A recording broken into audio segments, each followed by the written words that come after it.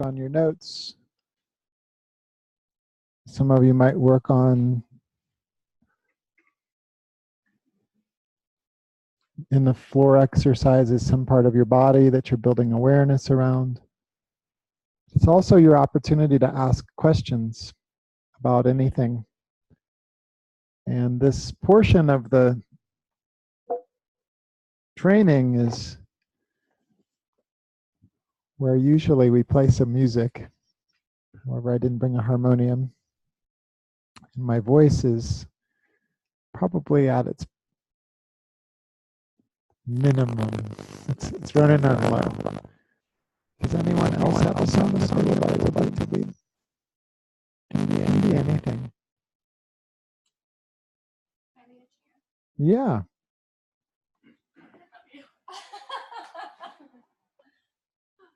So we'll respond to you. So do it in call and response.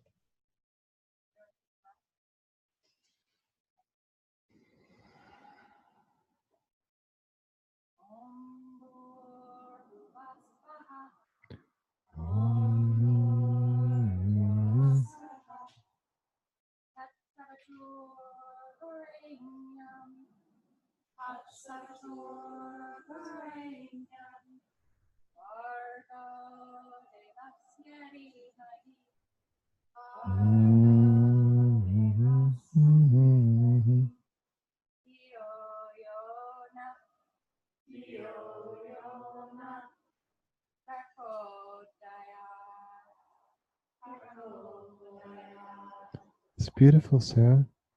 Doing great. You'll keep going with it. You keep going. When you notice that they don't quite get something, repeat it again, but break it in half. And the last word is prachodayat. So try it again.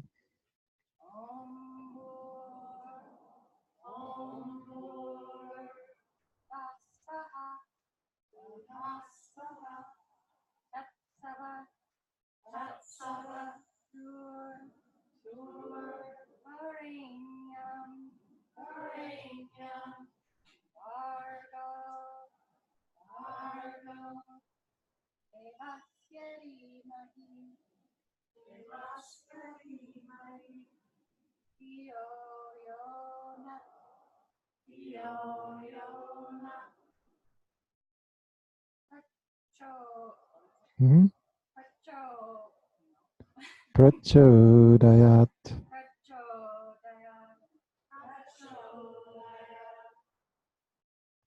Keep going, Sarah.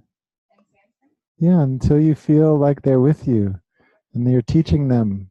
So you broke it in half, so you keep going, but now maybe see if they can do the whole line. And if not, just repeat it as half.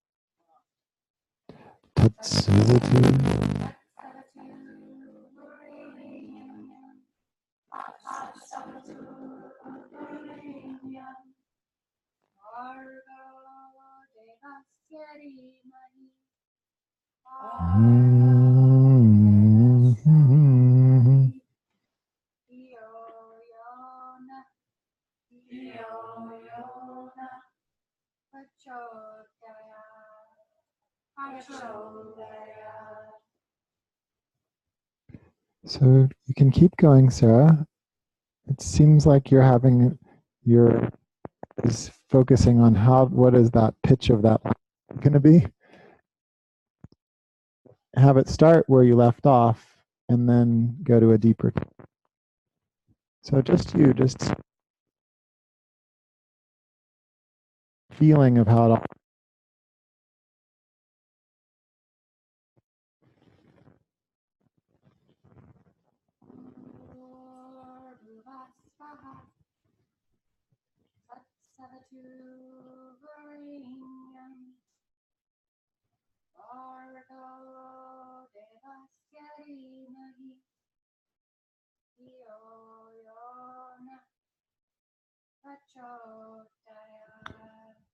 Oh, it's closer. Om Bhuvasvaha Tatsaviturvarenyam Bhargo Devasya Dhimahi Dhiyo Yo Naha Prachodayat. So now let's do it like, at least 5 more times until you really feel that they're with you, and you beckon to them with your energy. Like, I can't feel you.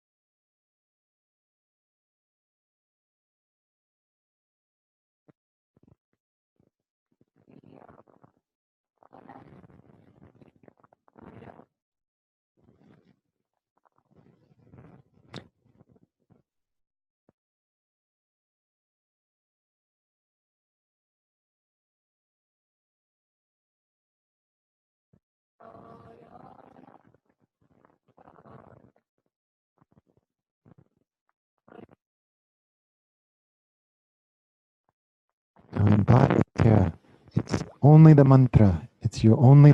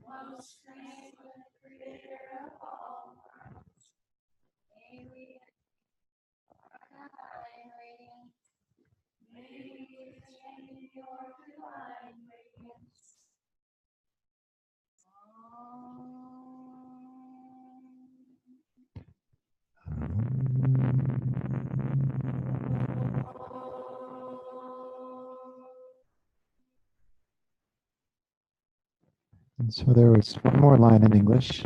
Let it inspire our every thought. You can sing it. Sing it one more time in Sanskrit. Now that you've taught them what it means in English, then teach it one more time in Sanskrit. Correct. And just end with the Sanskrit because it's Sanskrit, but then we're them to know what it means so that they can put some heart energy into it. See what things mean, I don't feel as much. I'm not doing any voodoo crap. Right? So you teach them what it means in English. Oh, okay. Or just everyone can like most excellent creative all world. You know, I want that. So go ahead.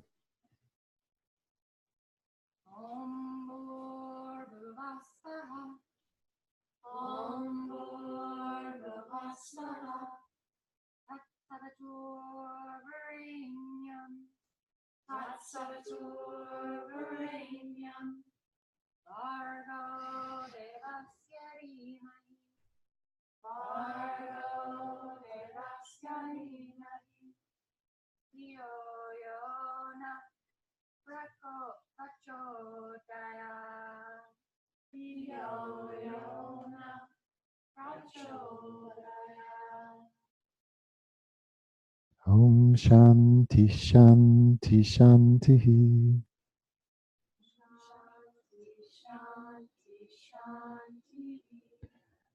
So beautiful, isn't it? I feel so happy just hearing the chanting, the Sanskrit. I just feel so much better, feels so nice. So I encourage you all to learn Sanskrit chants, but also English songs are great, or whatever your native language is. If you chant another language, translate it into English in the same meter. Om Bhur Bhuvasvaha. O earth, the sky, and heavens. It has the same syllables. So like that, that's how to translate. Okay, beautiful, Sarah. You have this beautiful voice, and it's like just doing the mantra, your voice starting to come to you. Starting to come, and I see you like, what pitch should I use? What pitch is that in? Can I make that pitch? Where is the pitch? It doesn't matter. If you just keep doing the mantra, it will self-correct. And you just fall in love with the mantra, and then it becomes you. It's not you doing the mantra, just the mantra only is there. And that's a great chant for you to do, and it suits you. You wear that. Sarah is like that. She is radiant, right? Sarah, radiant being invokes these different planes. We're on Bhu, Loka, Earth, Bhuva, Svaha. These are other Loka, other places. But there's something that radiates throughout them all. And that's what we're chanting to, that radiance that's throughout all planes of existence. And so I'm calling that in, that radiant force that'll be with me not only in this body, but also whatever happens after I die. Cool, huh? Cool, huh? So it's nice to have a mala if you want. I'm not much of a stuff kind of guy, but they are nice. You just touch one bead, you'll have a little like a tassel or something. So 12 is a good number. Any multiple of 12 is a good number. The necklace usually is 108. And this is a whole section in your manual. Why is 108 a sacred number? So it has to do with the solar and lunar energies matching up, the divisions in the sky. So you can read about that. And those of you that are curious about learning more Jyotish, which Jyoti means light. So it's the study of light. It's the study of those radiant things that are shining down upon us, which are also giant magnets. They're pulling on us. They're also called graha. Graha. Something that's grabbing me.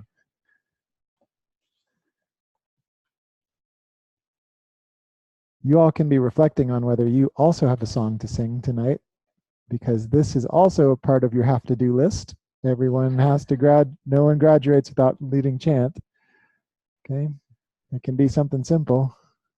Earth, my body, water, my blood, air, my breath, and fire, my spirit. Earth, my body, water, my blood, air, my breath, and fire, my bright spirit. Earth, my body, water, my blood, air, my breath, and fire, my spirit. Earth, my body, water, my blood, air, my breath, and fire, my spirit.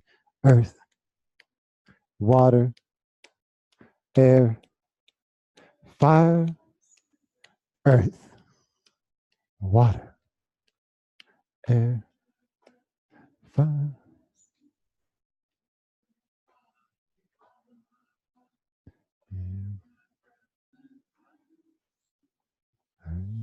See? Just like that. It's not hard. I didn't play any music till I was 33. So you can do it.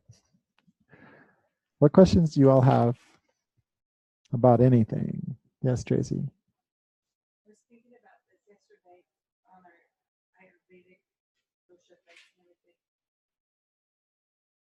According to like one of the Hindu or the Indian belief, generally in a family, you have usually similar, like you were saying, certain places on Earth where they haven't really changed much, and the native people of Alaska, where they might be all the same, but in a moving through time, if like you and your brothers have the same dosha, like is it like a karmic thing that you end up with the dosha that you do, or is it more like this parent and this parent would make this? It's both. Okay. It's a great question. It's wonderful to see the wheels spinning in the minds. So wonderful.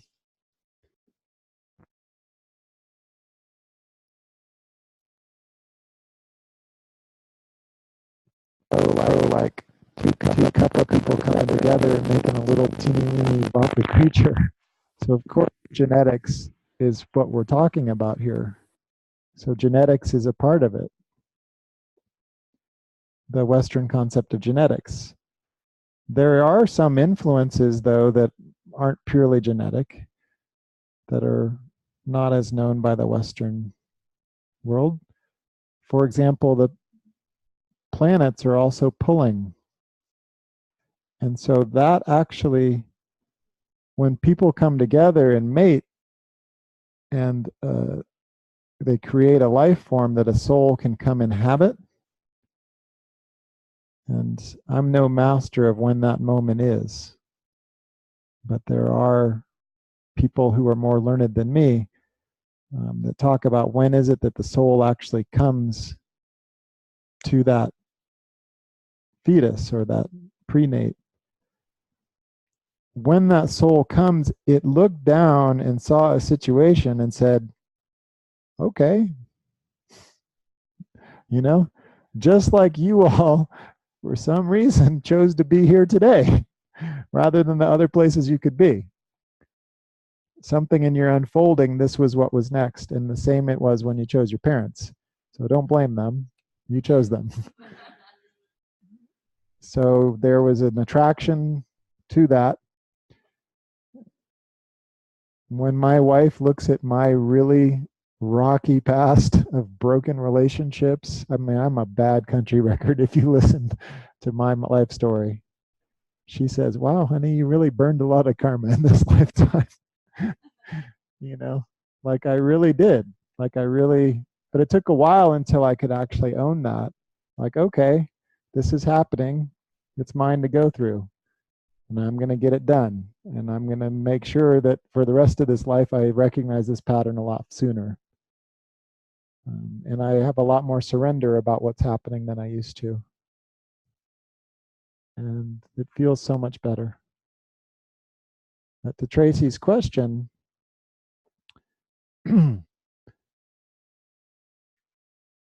souls are choosing circumstances, and in some regions, it would happen that that culture is really strong and really intact. And they might even be really similar creatures, like in terms of dosha or in terms of like their elemental construct. And when it is like that, it creates a certain vibration and a certain kind of ecosystem. We're now in a place in time in human development where there's just so much intermixing and intermingling, and even throughout history and time that would have been there, perhaps. It's possible for different human creatures to come together and mate.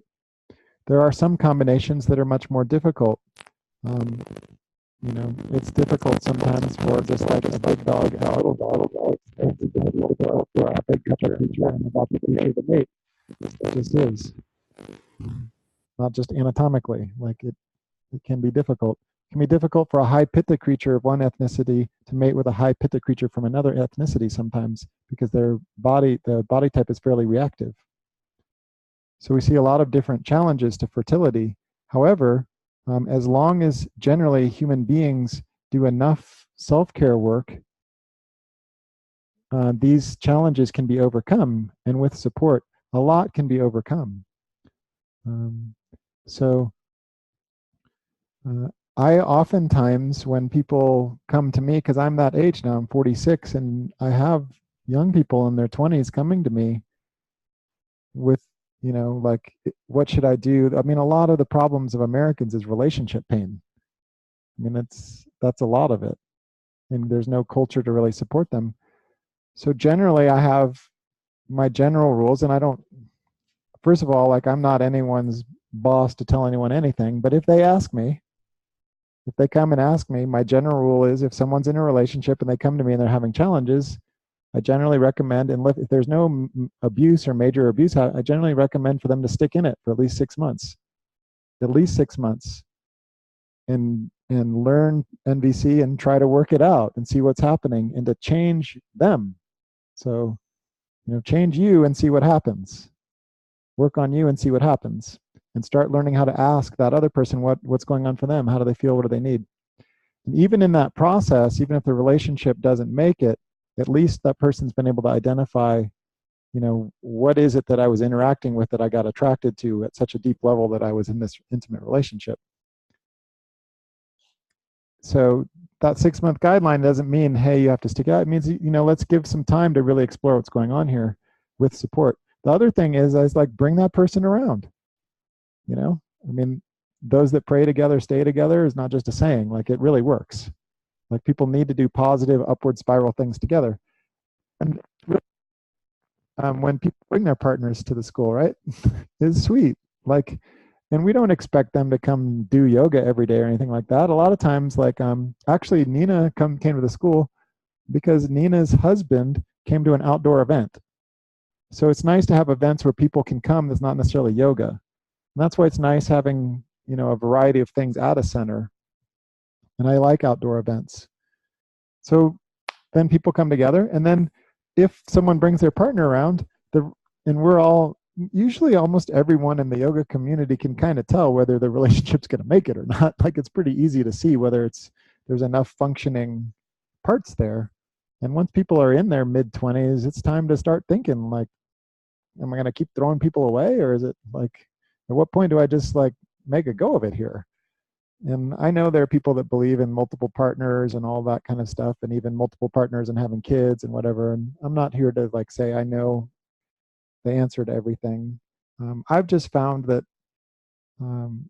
by and large, human beings have a hard enough time feeling really connected to God and having a hard enough time feeling like there's forces out there and you can be depended on and you can loyal and trustworthy. And so when people have intimate relationships that just keep disappearing or getting replaced, there's never a sense of enough like trust and dependability to really feel safe building a home together. And relationships where there's always just changing partners and whatever tend to never get to the depths of what the karma was there to sort out in the first place. Anyone can have a honeymoon, but who can like actually work on those rough parts of the karma that were there to like work out with each other? And so that's just my personal opinion about the matter, but I have seen it to, you know, that's my experience as a teacher and teaching people over 20 years is I generally see a lot of people that have had multiple partners, open relationships, all that stuff. There tends to be like loneliness and bitterness and unhappiness and some level of like, you know, incompleteness of personal development, in my opinion. Doesn't mean there aren't plenty of unhappy married people. I get that. Okay. I'm talking about, you know, what I generally see in cultures, in communities where people are actually doing work on themselves. So that was a big, long answer about relationship life that may or may not have applied to your question. What are the questions you all have? I feel like we've worked. You feel like? I feel like. Or you think? I guess I think. Okay. That we've worked on the chakras, but I haven't heard the word chakra once through this whole thing. Oh. We usually say chakra, chakra, chakra, chakra, chakra, chakra, chakra. It means wheel. Chakra, chakra means wheel. Chakra means wheel. We, of course, think of them as these beautiful things you can make jewelry and sell stuff and essential oils that are according to them, whatever we can make money off of. Hey, let's make a banner. Okay. So we talked about them in the Sanskrit class. And I talked about how those pictures that you see hanging when you walk in represent petals. So the root chakra has 4 petals. The water, the earth center has 4. The water has 6. Moving up, the fire center has 10. Making sure, I'm not sure I'm getting the numbers right here. 10 or 12, 16, no, 10, 12, 16. So like that. Is that add up right? 4 plus 6 is 10, plus 10 is 20, plus 12, 32, plus 16, 48. Okay, I got it. 4, 6, 10, 12, 16. And then there is 1, 1, 2, 2. So earth,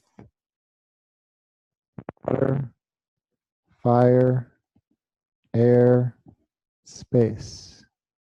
Beyond the 5 elements. I don't talk a lot about subtle stuff in level 1 teacher training because I find that there's way too much talking about subtle things in the American yoga community with a complete lack of knowledge. And I have been around great teachers. Like I've been to see my wife's guru. And it is so, I so don't want the karma of talking about stuff that I don't really know about. Like I so don't want to mislead any of you. Even though I also know that I know more than almost any American yoga teacher when it comes to this stuff. So that's why I don't talk too much about them. However, the bija mantra, the seed sounds that go with these is the Sanskrit alphabet. And in your manual, you notice it's in your manual that you start here at your throat. And those 16 petals are the tones or the vowels. And you end each of them with closing your teeth. Im, im,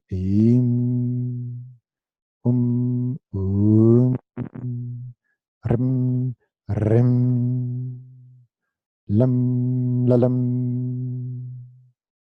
aim, aim, om, aum, amam, aham.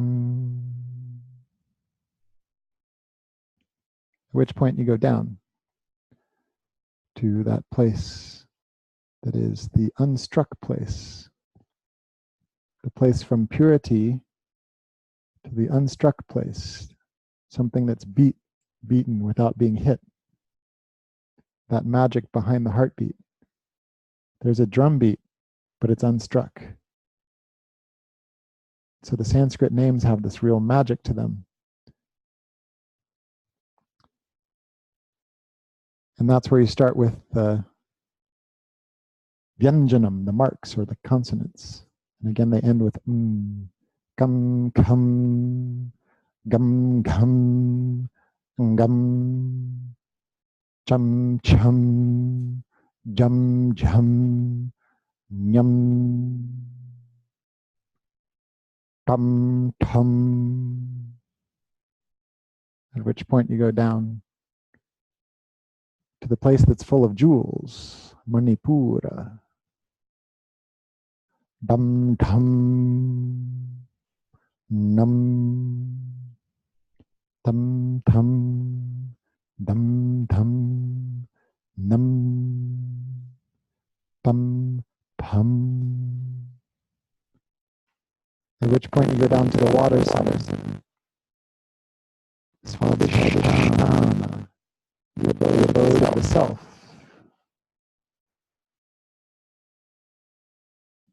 which has really many physical connotations, not just bioenergetics. Certainly it's procreation center, but it's also in all the gardening traditions that Dantian, did I say it right? It's this magic center of gravity place, the abode of the self.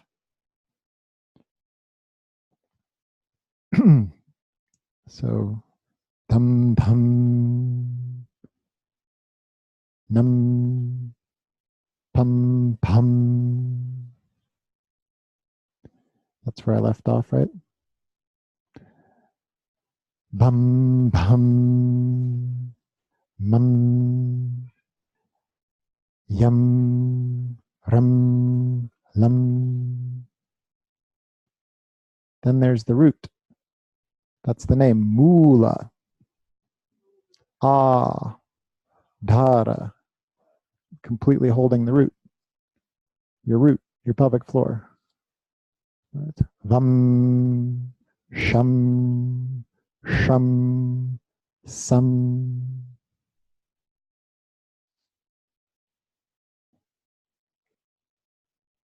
Hum, ksham,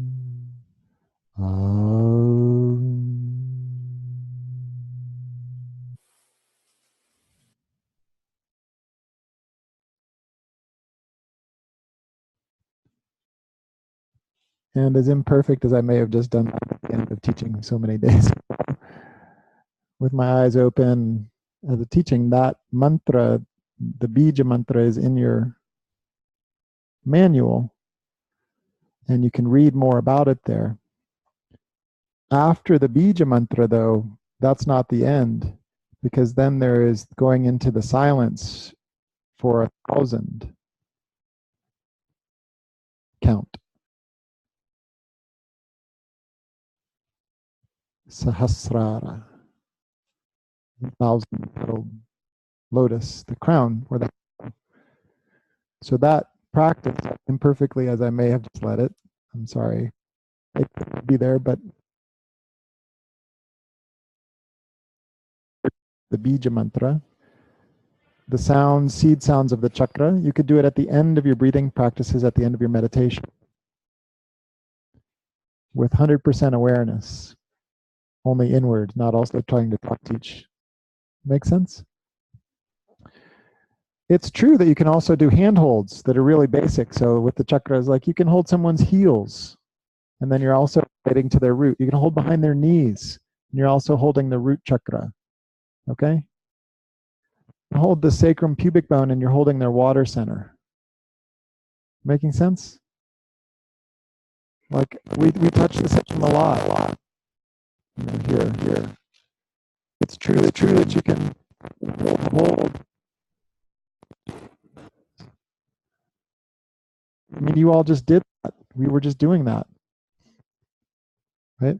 It's true that you can touch vital organs, the vital air center, whether it's a hand right behind the heart, a hand at the shoulder blade, or touch the sternum. All of that, and it's true even that you can touch someone's throat, whether it's touching the hyoid bone gently. You all know you have a floating bone here. Or gently touching the throat, or spanning the neck with your fingers in cobra pose, so that that person is more open, right? And it's true. You can touch the back of the skull or here. And you can certainly just touch the crown, right? Haven't we done all those things? In a very physical, anatomical way, like the crown isn't like an actual vertebra, but energetically it is.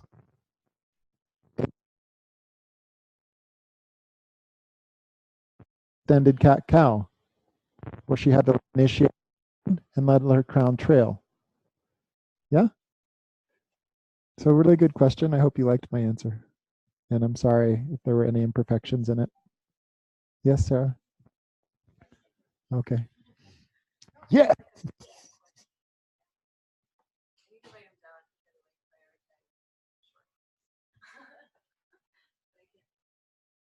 I love your way, Anna.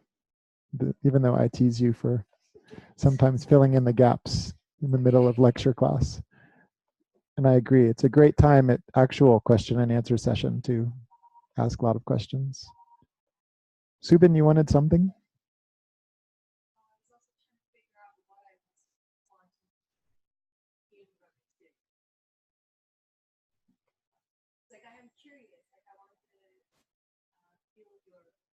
Oh, my pulse. I don't mind. Right now, this form is really suffering. So it's all I can do to put myself in a container and come teach. So pulse is quite vata high. You can come feel. Yeah, no problem. I don't mind. I don't mind at all. You all can feel my pulse. You can each feel my pulse. I'll take off this watch.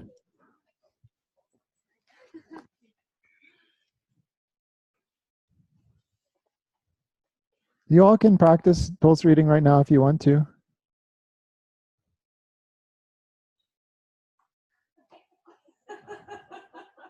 Very good, Anna. Very good, Subin.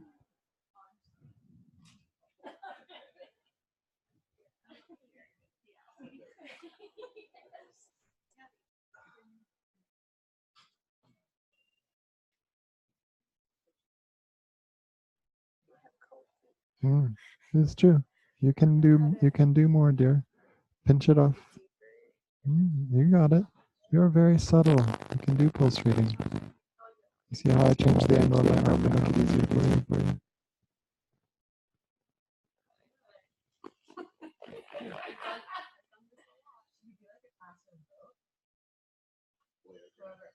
Then just barely come up, Anna.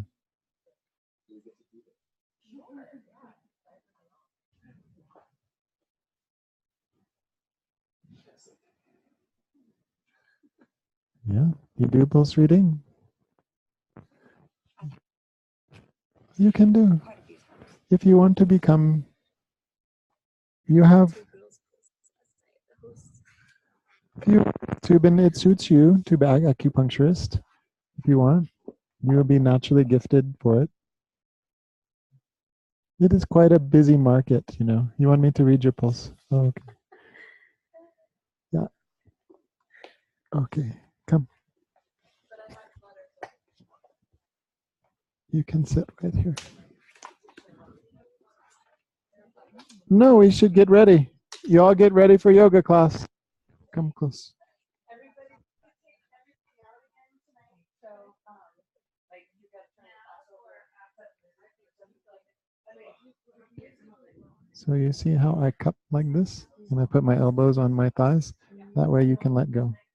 See? That makes a big difference.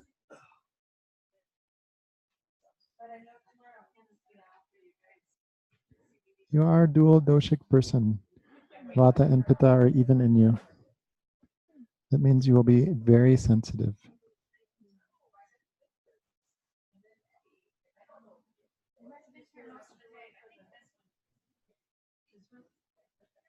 But right now, Vata is a little bit high, especially in your lower regions. So we feel that in this finger. So when you listen to your pulse in the morning, you'll feel extra little squiggly. Hmm? That's okay. Hmm? Well, you just stay relaxed.